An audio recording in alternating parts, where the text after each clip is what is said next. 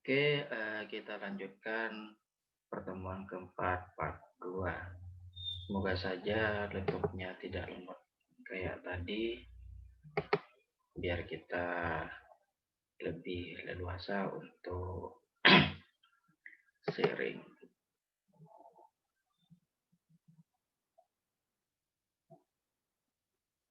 Biar kita lebih luasa untuk kuliah ini. Sabar, semoga saja laptopnya tidak lemot.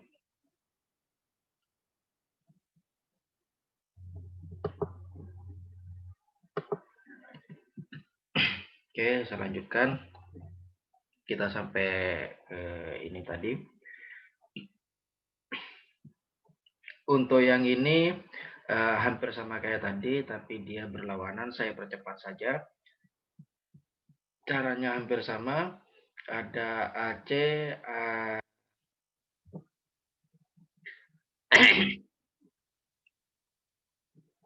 AC sama E. Oh ini nih. AC sama AE sama dengan AC dibagi AE sama dengan BD dibagi BE. Itu yang pertama. AC-nya itu P1 dibagi AE sama dengan AE-nya itu P2, berarti AC-nya itu P2 dibagi AE sama dengan BD-nya itu P1 sama dengan BE, sehingga menghasilkan P1 dikalikan AE sama dengan P2 dikalikan BE. Pak, kenapa kok bisa dikalikan? Tadi dibagi ini kali silang. P2 dibagi PAE sama dengan P1 dibagi BE, itu kali silang. Oke.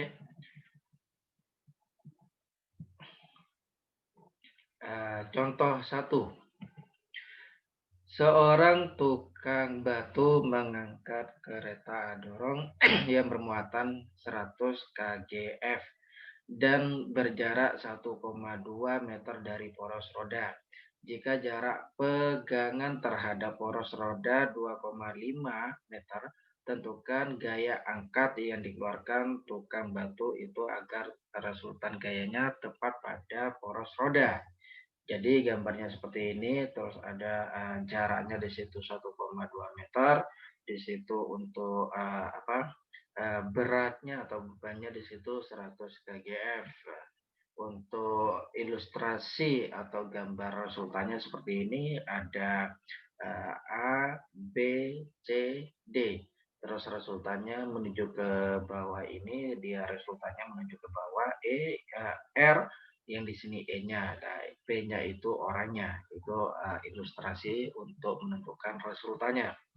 Jadi jika gaya-gaya yang terjadi yang dilukiskan dengan gaya, maka hasilnya adalah dengan titik tangkap A resultan pada poros roda dan P gaya angkat dari CD.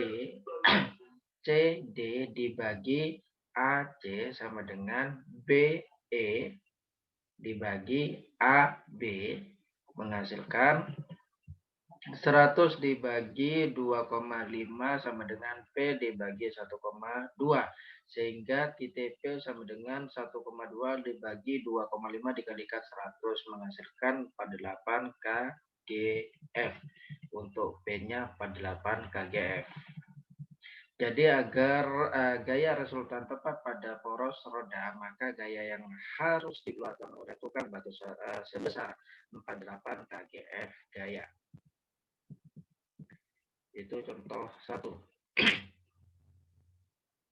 Contoh 2. Beban 30 kgf diangkat dengan menggunakan kerak jika tali penarik membentuk sudut 40 derajat terhadap tali pembawa beban dan gaya yang diberikan pada tali penarik 30 kgf. Tentukan gaya yang terjadi pada tali penarik kerek di sini. Untuk ilustrasinya seperti ini gambarnya. Nah, jadi ada beban di situ, ada gerekan di situ, terus ada ininya 40 derajat di situ. Hampir sama kayak teori yang kedua, kita menggunakan rumus P2 kuadrat ditambahkan P1 kuadrat kuadrat ditambahkan 2P2 dikalikan P1 cos 40 yang paling atas tadi itu. Nah, jadi resultannya menghasilkan R sama dengan akar dari 30 kuadrat ditambahkan 30 kuadrat ditambahkan 2 kalikan 30 cos 40 derajat. Sehingga dia menghasilkan 56,38. Jadi gaya yang terjadi pada tali penahan kerek sama dengan gaya resultan 56,38 kgf. Contoh lagi yang ketiga. Pada suatu batang yang panjangnya 70 cm kerja gaya-gaya seperti pada gambar yang ini ada 50 kgf, ini sudutnya 50 derajat, terus ada 10 kgf, sudutnya 180 atau 180 derajat, terus yang berikutnya di sini membentuk 30 derajat dengan 20 kgf. Nah, untuk panjangnya di situ 40 cm dan 30 cm, itu untuk contoh yang ketiga. Jadi dia menghasilkan resultan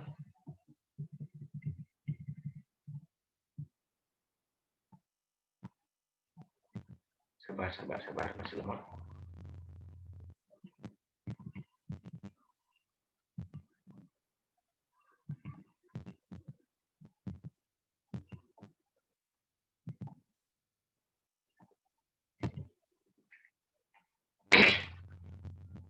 Sama dengan 1,44 ditambahkan 10,24 sehingga dia menghasilkan 3,42 meter. Oke. Untuk soalnya kita lepaskan saja dulu ini untuk soalnya.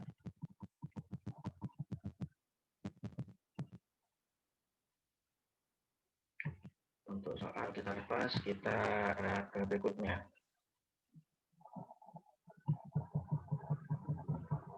Hukum Newton. Oke, hukum Newton. Saya bacakan. Hukum Newton di situ ada 3, hukum Newton 1, hukum Newton 2, dan hukum Newton 3. Hukum Newton 1 bunyinya jika jumlah gaya yang bekerja pada benda sama dengan 0, maka benda yang mula-mula diam akan tetap diam dan benda yang mula-mula bergerak akan tetap bergerak dengan kecepatan yang tetap atau dapat ditulis sigma F sama dengan 0. Itu untuk hukum Newton 1. Ingat-ingat di situ sigma F sama dengan 0.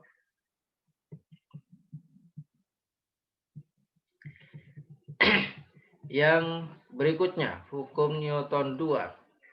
Benda bermasa M, mula-mula kecepatannya V0, kemudian diberi gaya F setelah T detik, kecepatannya menjadi VT.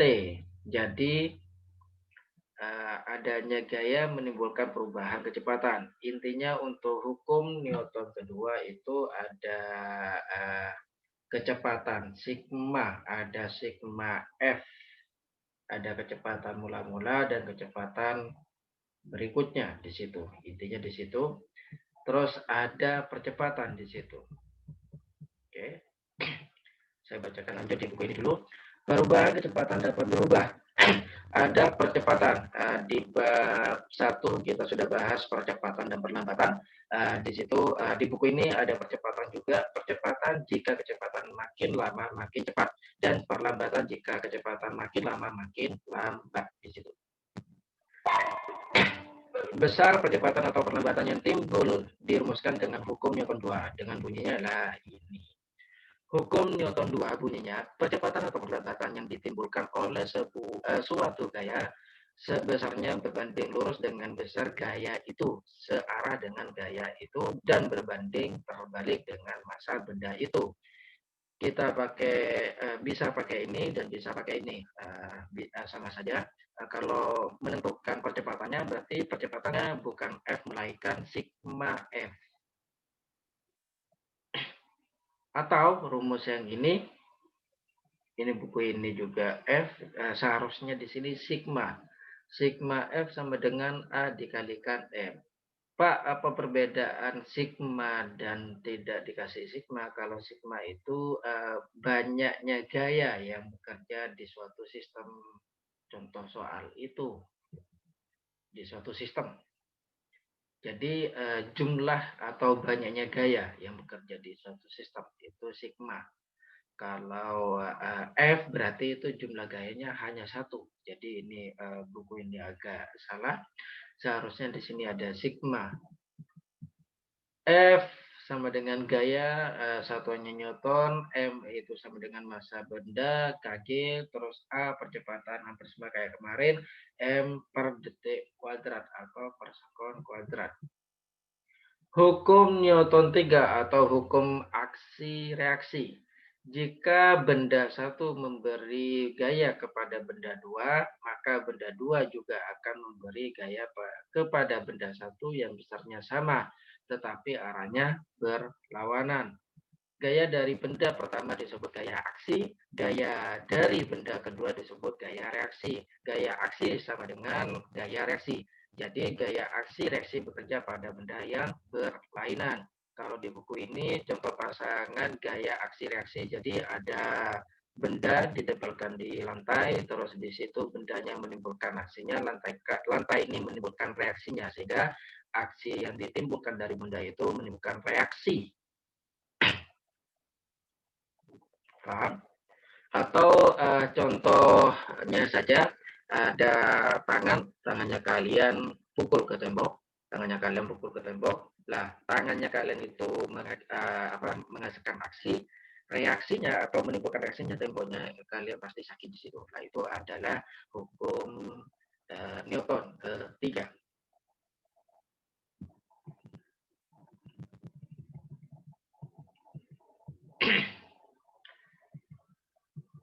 Gaya aksi sama dengan berat buku. Kalau yang tadi itu benda atau buku, ini satuan Dina atau Newton. Untuk gaya reaksi sama, gaya tekan normal, satuan Newton juga sama, Dina jadi Newton sama dengan W di situ, atau berat atau beban di situ, berat. Benda digantung, contoh berikutnya. Benda digantung pada tali. Benda memberi gaya aksi kepada tali sebesar W dan tali memberikan gaya reaksi sebesar T. Ada benda yang digantung di atap di situ, terus W-nya itu beban atau berat ke bawah, dia membentuk W. W sama dengan gaya berat benda. Untuk tegangan tali T itu gaya tegangan talinya, T-nya dia ke atas karena saling saling menimbulkan aksi reaksi. Aksinya itu W-nya ke bawah, reaksinya itu T ke atas. T rumusnya T sama dengan aksi sama dengan reaksi, berarti T sama dengan W, sehingga T sama dengan M dikalikan E. Jika benda bergerak ke atas, maka persamaan benda dari hukum kedua Newton adalah sigma. Nah ini yang pas, ada sigmanya. Sigma F sama dengan M dikalikan A, sehingga sigma F-nya itu yang tadi T tegangan tali dikurangi W sama dengan M dikalikan A, sehingga untuk menentukan tegangan talinya T sama dengan W ditambahkan M dikalikan A. Jika benda bergerak dengan percepatan A, F sama dengan M dikalikan A, W dikurangi A. Kalau yang ini dia jika bendanya bergerak dengan percepatan A, jadi ada percepatan di situ A ke atas. Jadi F sama dengan M dikalikan A, W dikurangi T sama dengan M dikalikan A, W dikurangi MA sama dengan T, sehingga T sama dengan W dikurangi M dikalikan A. Itu untuk percepatan yang ke atas, yang ini untuk percepatan yang ke bawah.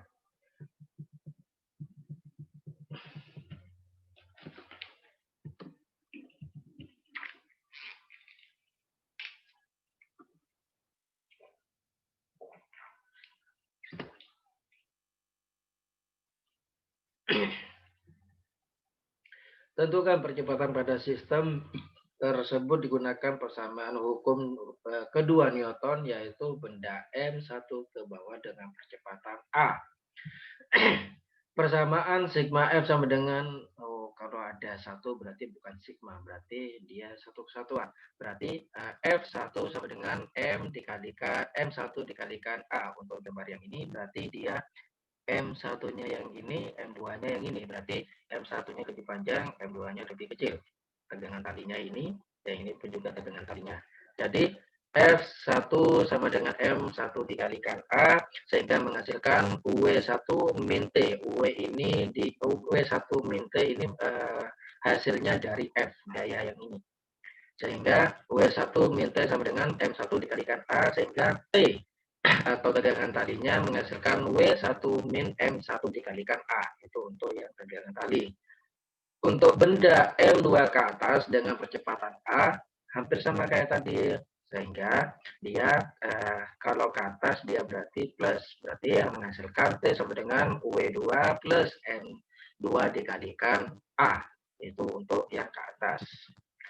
Sehingga rumus pertama sama rumus kedua kita asumsikan aksi reaksi, sehingga aksi ditambah sama dengan reaksi, sehingga dia menghasilkan A sama dengan W1 min W2 dibagi M1 plus M2.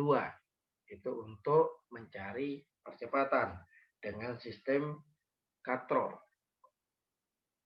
Maka A atau percepatannya sama dengan M1 dikurangi M2 dikalikan G per M1 plus M2. Karena kenapa Pak kok bisa M kalikan G? Karena W sama dengan M dikalikan G. Gitu.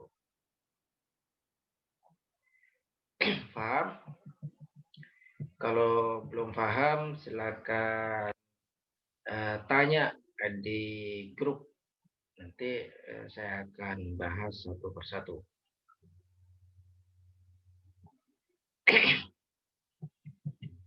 Untuk menentukan arah gaya dengan perjanjian sebagai berikut. A. Gaya yang searah dengan arah gerak benda mempunyai tanda positif. Yang kedua, gaya yang berlawanan dengan arah gerak benda mempunyai tanda negatif. Itu ingat-ingat, ada dua di situ. Gaya yang searah bertanda positif, gaya yang berlawanan bertanda negatif.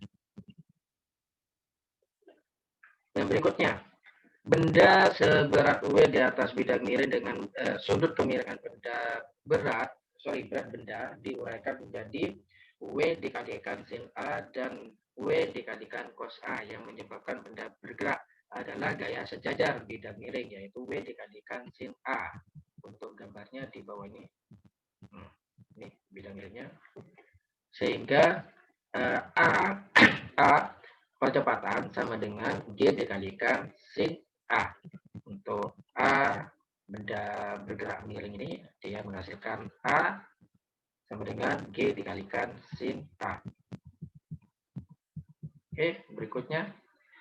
Untuk gaya normalnya, ingat gaya normal selalu tegak lurus dengan berat atau benda berat di situ atau W di situ. Sehingga untuk mencari gaya normalnya atau N sama dengan W kalikan cos alfa, karena dia aksi reaksi. N sama W aksi reaksi. Sehingga N sama dengan W-nya diuraikan menjadi M dikalikan G cos A.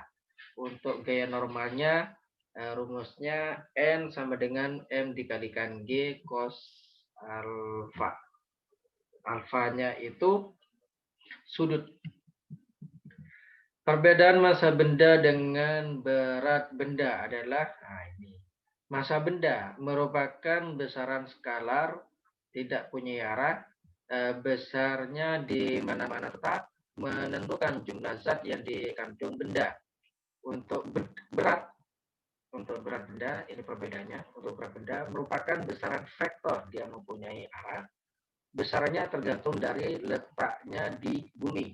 Besarnya adalah W sama dengan M dikalikan G. Lanjut, gerak gesek atau FG. Jika benda terletak di atas bidang kasar, kemudian ditarik dengan gaya F, maka antara benda dengan permukaan bidang akan terjadi gesekan atau dikatakan terhadap gaya gesek. Gaya gesek memperlambat gerak benda dan arahnya melawan arah gerak benda. Lainnya ada benda diletakkan di bidang kasar, letak kasar di situ ada gaya normal selalu tegak lurus dengan W. Layang ini yang gaya geseknya. Dia selalu gaya gesek, entah gaya gesek statis atau dinamis atau kinetis di situ. Paham? Gambar memperlihatkan sebuah benda di atas di bidang datar yang kasar, berarti kasar. Ditarik gaya F, maka timbul gaya gesek FG. Besarnya gaya gesek tergantung dari A, keadaan permukaan bidang, koefisien gesek atau mu. B, besar gaya tekan normal. Untuk rumus gaya gesek, F gesek sama dengan mu dikalikan normal, gaya normal atau N. Mu sama dengan koefisien gesek, entah statis atau kinetis di situ. Untuk yang N sama dengan gaya tekan normal, N dine atau untuk yang Fg atau gaya gesek itu sama N atau normal gaya bukan Newton atau dine di situ.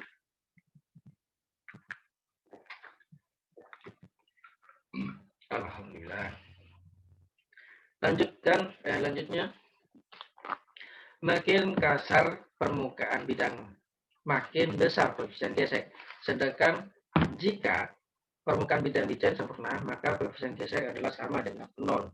Harga koefisien gesek maksimum mu sama dengan 1.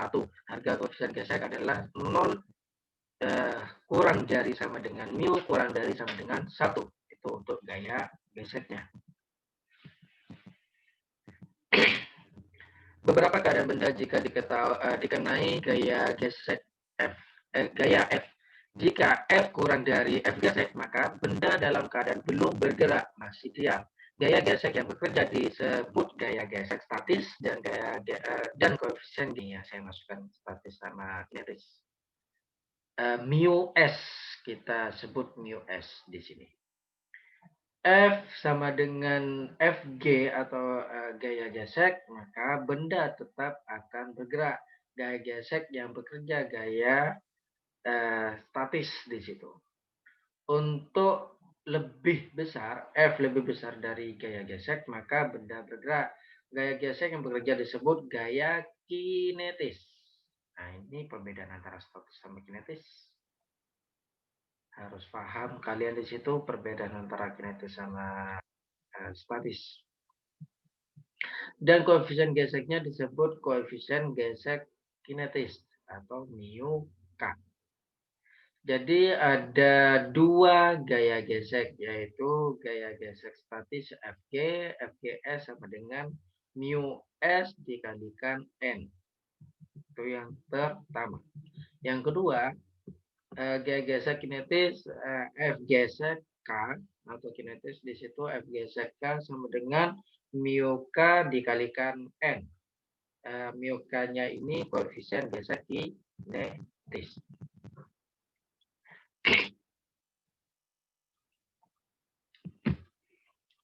Jadi, benda dikenai gaya F ada dalam arah mendatar dan benda di atas bidang kasar persamaannya memenuhi F, sigma F sama dengan M dikalikan A, sehingga F dikurangi F gesek K sama dengan M dikalikan K. Untuk mencari A-nya sama dengan F atau gaya dikurangi F geseknya dibagi M.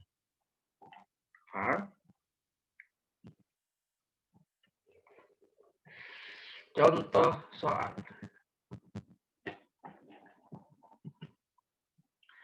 Sebuah kendaraan mengalami percepatan tetap dari keadaan diam sampai mencapai kecepatan 15 meter per sekon selama 6 sekon. Dan kendaraan bertahan dengan kecepatan ini selama 20 sekon. Dan dengan menginjak rem, mobil diperlambat sampai berhenti dalam selang waktu 10 sekon. buatlah grafik kecepatan terhadap waktu. Kemudian hitunglah secara grafiknya. Yang pertama percepatan tetap, yang kedua perlambatan tetap, yang ketiga jarak keseluruhan yang ditempuh. Untuk menyelesaikannya di situ jadi yang pertama sebuah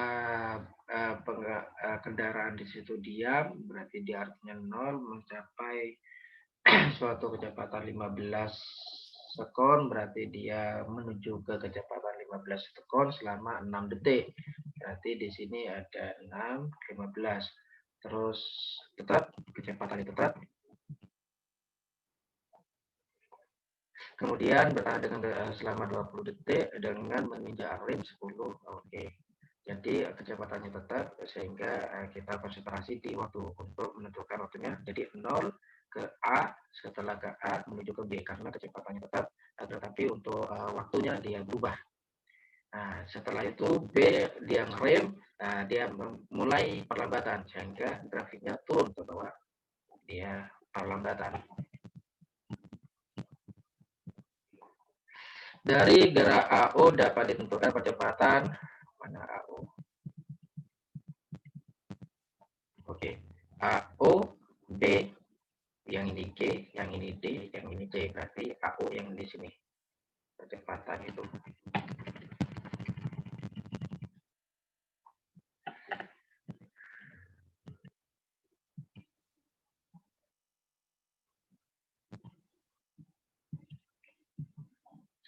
Dari gerak OA dapat ditentukan percepatannya. A sama dengan delta V dikalikan delta T sama dengan 15 kecepatannya dibagi 6. Berarti ini dibagi nih. Seharusnya dibagi. 15 dibagi 6. Berarti menjadi percepatannya menjadi 2,5 meter per sekon. Dari gerak BC dapat ditentukan perlambatan. Tadi percepatan, sekarang perlambatan. Hampir sama kayak tadi, hanya bedanya di sini perlambatan dari awal sampai akhir. Di sini 0 dikurangi 15 untuk kecepatan awalnya karena dia karena dia diam jadi 0, dipercepat 15 kecepatannya 15, berarti 0 dikurangi 15 dibagi 36 dikurangi 26. Berarti yang tadi itu grafiknya 36 dikurangi 26 untuk perlambatannya yang turun ke bawah. Yang turun ke bawah itu perlambatan berarti dia dikurangi 36 dikurangi 26 berarti 10. Berarti minus 15 dibagi 10 menjadi minus 1,5 meter per sekon. Itu perlambatannya minus 1,5 meter per sekon. Untuk jarak keseluruhannya ditempuh, luas trapesium OABC sama dengan AB ditambahkan OC, sehingga menghasilkan setengah dikalikan BD sama dengan 10 plus 36 dikalikan setengah dikalikan 15. Ini rumus trapesium. Rumus trapesium diingat-ingat di situ, sehingga dia menghasilkan 345 meter itu untuk jaraknya.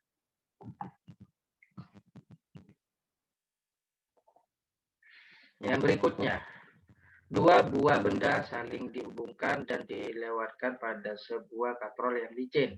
Koefisien antara balik A dengan meja 0,2. Nah, ini ada mejanya, berarti dia ada katrol, berarti dia yang A menuju ke B. Katrolnya, F geseknya dia berlawanan arah dengan katrol. Untuk yang B-nya pasti selalu ke bawah karena dia beban atau berat ke bawah, dia B. Yang di masa A 2,5, masa B 3,5, G-nya 10. Seharusnya tidak apa-apa lah, seharusnya ini 9,8 ini. Tapi kalau di buku ini sudah 10 ya sudah pakai 10 dulu. Akan tetapi saya sarankan kalau tidak ada keterangan G, kita pakai 9,8. Ditanyakan, A, berapa percepatan kedua balok, B, berapa tegangan talinya, yang C, berapa jarak balok B akan jatuh dalam 4 detik setelah sistem dilepas. Jadi untuk percepatan kedua baloknya ada MA dan MB, berarti kita mencari WA sama WB. Untuk mencari WA sama dengan 25 dikalikan G, 25 dikalikan 10 menghasilkan 250 Newton. Untuk yang B hampir sama kayak WA caranya, berarti 35 dikalikan 10 menjadi 350 Newton. Benda A, NA sama dengan WA sama dengan 250 Newton. Untuk geseknya, mu F gesek dikalikan N-nya tadi kita sudah ketahui 250 dikalikan mu. Nah ini kasar apa halus? Kasar apa licin? Kalau ini statis berarti 0,2. 0,2 dikalikan 2,5 berarti dia menghasilkan geseknya 50 Newton. FA-nya sama dengan M dikalikan A MA dikalikan A sehingga dia menghasilkan T sama dengan 50 plus 25A. Itu rumus yang pertama. Bukan rumus, tapi persamaan yang pertama. Untuk benda B, hampir sama kayak tadi caranya. Kita FB sama dengan MB dikalikan A. FB-nya yang bekerja hanya W di situ, berarti W sama dengan T sama dengan MB dikalikan A. Sehingga ini bukan sama dengan, berarti dikurangi nih, bukan sama dengan. Berarti WB dikurangi T, berarti 350 dikurangi T sama dengan 35 dikalikan A.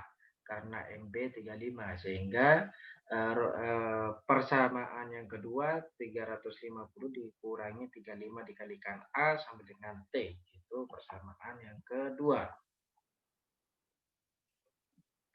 Jadi menganut sistem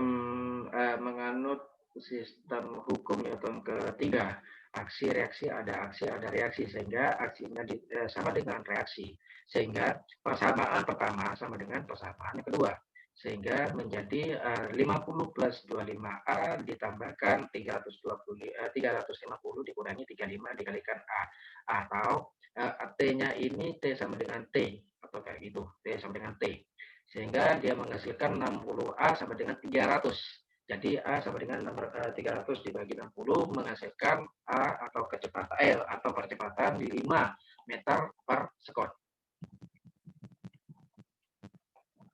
Untuk tegangan talinya, dari persamaan 1 diperoleh tegangan tali T sama dengan 50 plus 25A ditambahkan 50 plus 25 kali 5 menghasilkan 125 ditambahkan 50, berarti tegangan talinya menjadi 175 Newton.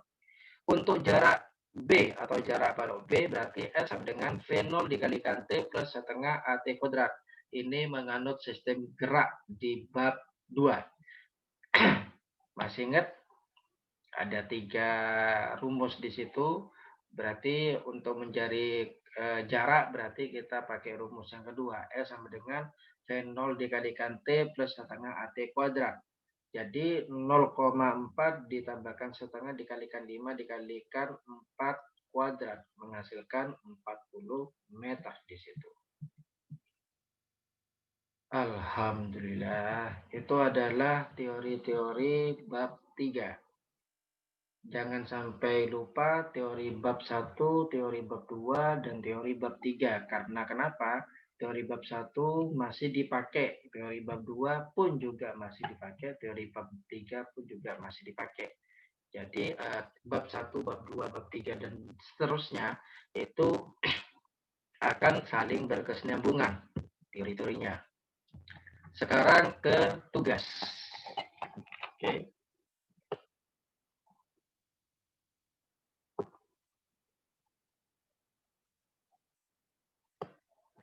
Sabar, laptopnya masih lemot. Ini tumben laptop ini lemot ini.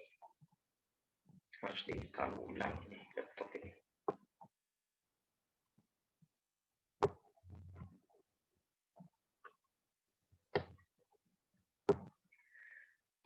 Oke.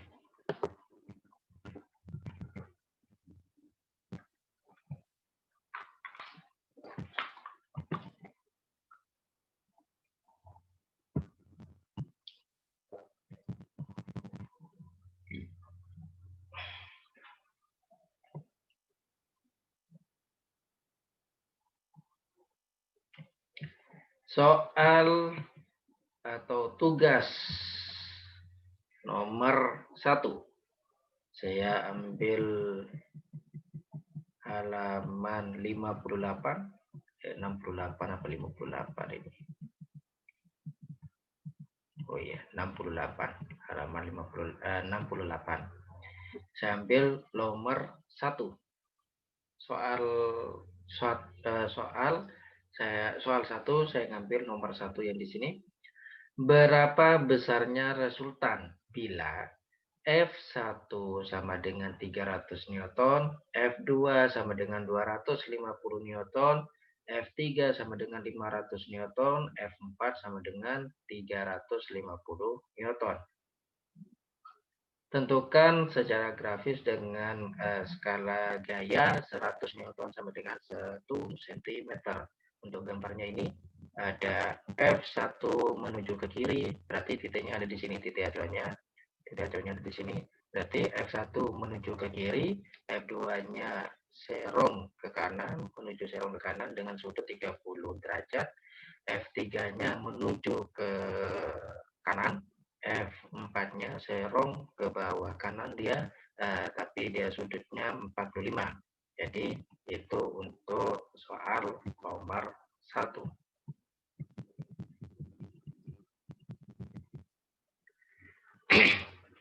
Itu soal nomor 1.